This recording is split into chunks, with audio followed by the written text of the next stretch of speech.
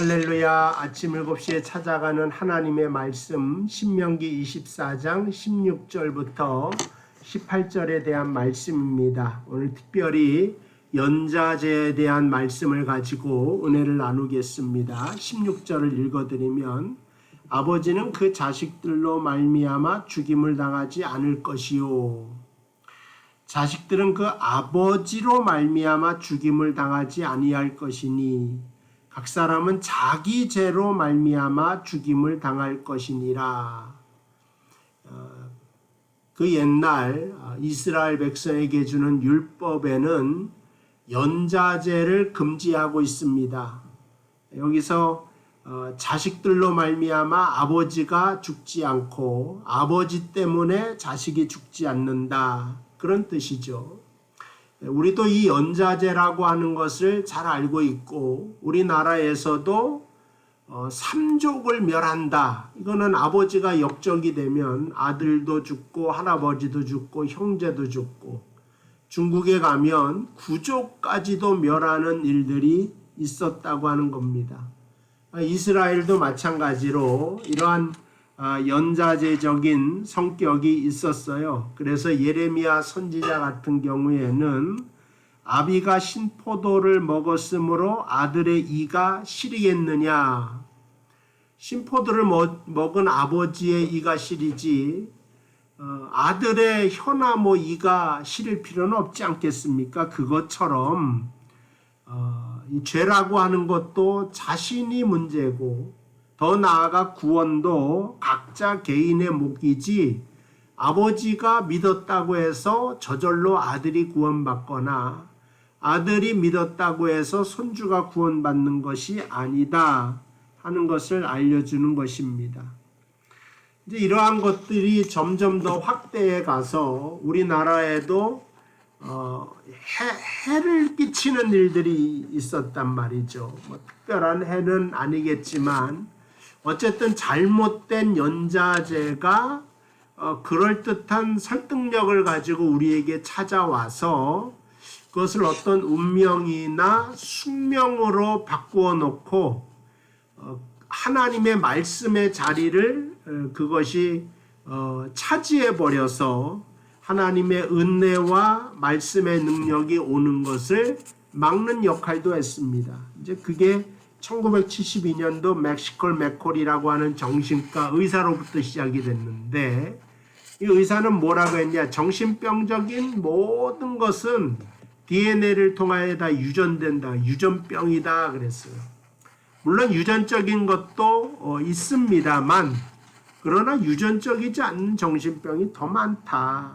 근데 그 당시에 이게 설득력을 가지고 센세이셔널한 그러한 유행이 되었습니다. 그래서 86년도에는 제이 햄풋이라고 하는 사람이 이 DNA, 연결되는 DNA를 통하여 유전되는 걸 기독교 신학과 접목을 하고, 97년도에 맥일 하키라고 하는 사람이 책을 냈는데, 그 책이 바로 가게에 흐르는 저주를 끊어라 라고 하는 책입니다. 그거는 한 번 정도는 다 들어볼 수도 있는 책입니다. 저도 들어봤으니까. 근데 이거를 이제 우리나라에 소개하면서 선교사 한 분이 이제 우리나라에 가지고 와서 많이 이렇게 소개를 했대는데, 기독교적으로도 상당한 설득력을 가지고 파장을 일으키게 되었다.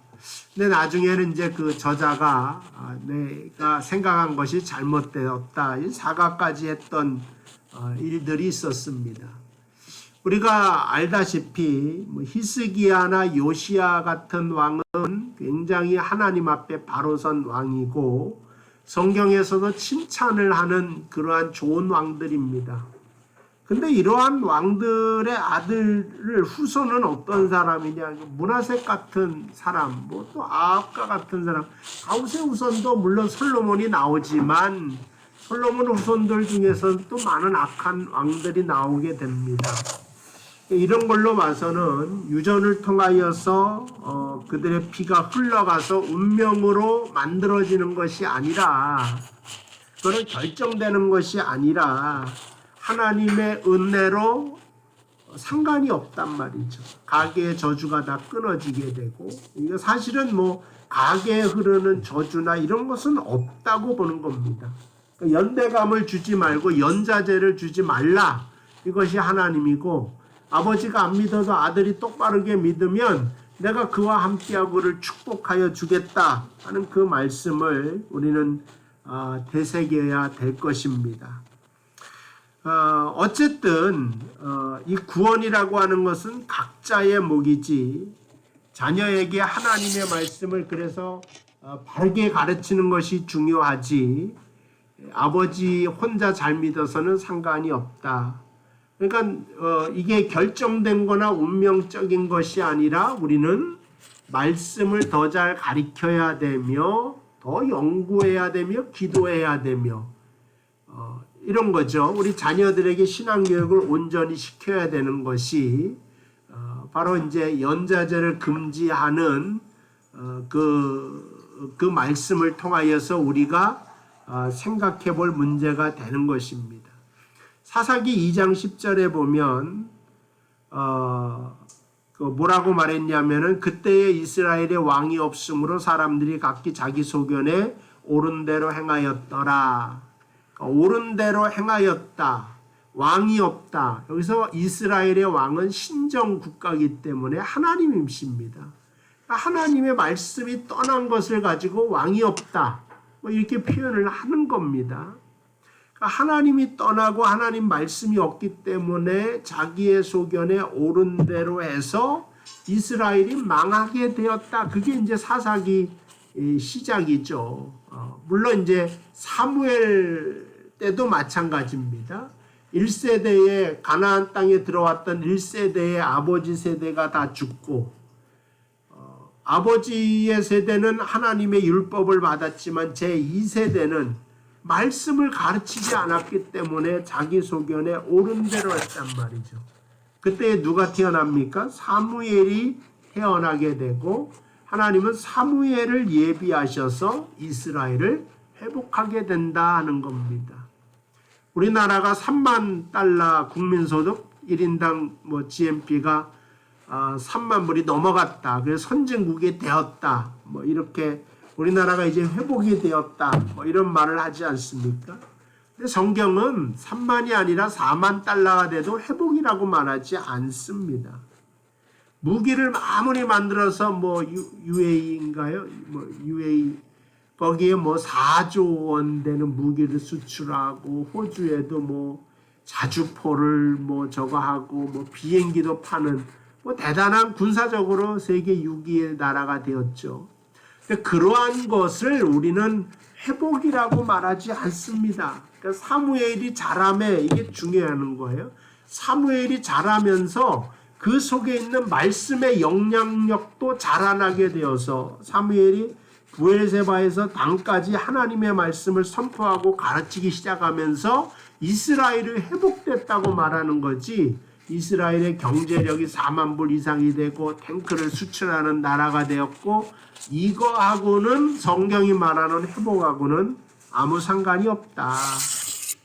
오늘 우리가 연자제 속에 살지 않고 있지만, 그러나 하나님의 말씀은 우리에게 왔듯이 우리 자녀의 세대에 또 그 손주의 세대까지 가르쳐지기를 원하는 것이고, 사무엘이 자라날수록 그 일을 하였을 때 이스라엘의 회복의 놀라운 역사가 나타나는 것처럼 DNA가 아니라 하나님의 말씀이 승계되고 계승되도록, 연결되어지도록 여러분 애쓰고 수고하고 기도하고 그렇게 앞으로 달려나갈 수 있게 되기를 주님의 이름으로 축복을 드립니다.